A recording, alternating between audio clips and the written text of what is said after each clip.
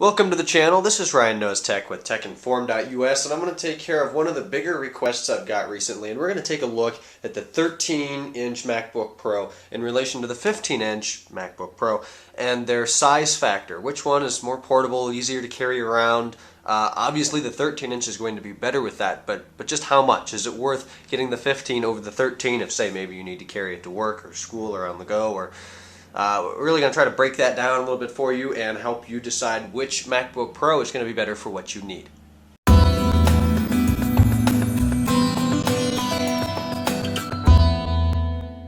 Just having them on top of each other like this, you can see the 13-inch is much smaller than the 15-inch, so that's going to play a big part.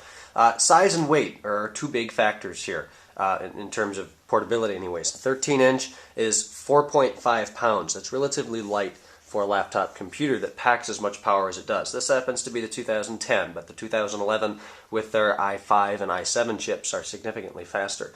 The 15-inch below it is a 2011, and it's 5.6 pounds, so it's 1.2 pounds more. That's not bad, but you do notice it. I'm in high school. A lot of you, my viewing audience, know that. I'm a senior this year. I carried this guy around with me, not this specific one, but I did carry a 13-inch MacBook Pro around with me pretty much every day of my sophomore and junior year. Starting senior year, I have moved to the 15-inch. It has significantly more power. It does everything that I need it to do in about a third or less of the time that the 13-inch took me to do it. But that's the big difference between the Core 2 Duo and the i7 Quad. For those of you who may not know, I've got the 2.2 in SSD and 8 gigs of RAM in both right now. Well, actually, this is 4. No, it's not. They're both 8. Beg my pardon. But being used to carrying the 13-inch and moving to the 15-inch is a noticeable difference. Not only the size, it makes your backpack feel a little bit more bulky. You can't carry as many books or papers or whatever you need to carry in there. The weight is the biggest factor here. And to be perfectly honest, it is nowhere near as bad as I thought it was going to be. I figured the thing would be falling off my back after standing up for 5 minutes in between hauls. And quite honestly, it's really not that bad. If you've got to stand up with it for more than 10 minutes, you're going to have to take it off and put it on the floor. And unless you're walking and stuff, then it'd probably be okay.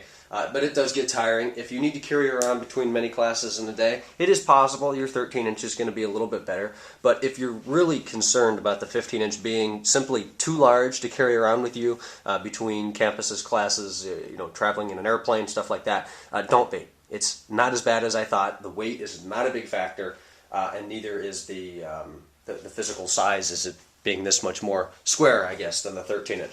You notice it, yes, but it is not an incredible burden. Getting the portability factor out of the way, this is not a 13-inch versus 15-inch in terms of specs and performance and stuff like that, but more talking about portability, you are going to have a lot more power, as most of you know, with your 15-inch. You're going to have a little bit less battery power, but a lot more processing power.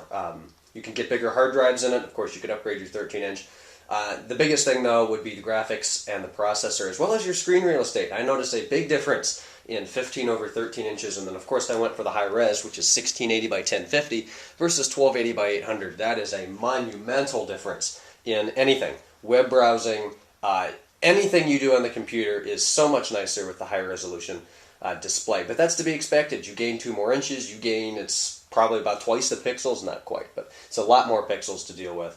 The 15-inch is a better computing experience. The 17-inch, however, that is the one that is virtually unusable off your desk. It is way too big. I never owned one, but every time I go in the Apple store, even still having a 15-inch, I pick it up and it just feels like a semi-truck compared to, say, a 5 Series, you know me.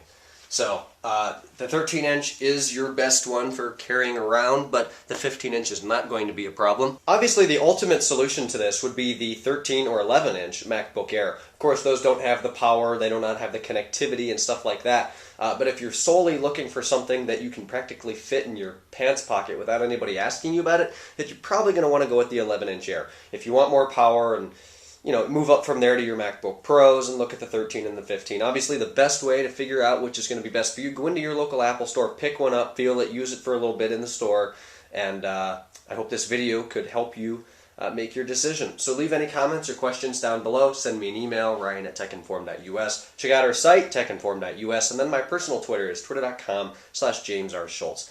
Thanks so much, guys. Subscribe if you like the channel. Check out the new channel based off the BMW E39 5 Series. It's called E39 Source. The link is down below. Please subscribe if that's your thing. I've got new videos coming up dealing with brake rotors on the front, performance slotted rotors, as well as a new e-brake inside. That's one of the bigger things with the 97 through 2000 M5s. They used an e-brake in there that would wear off. It looks awful. So I've got mine in the mail. And again, thanks. I'll talk to you guys tomorrow on Thursday. Bye-bye.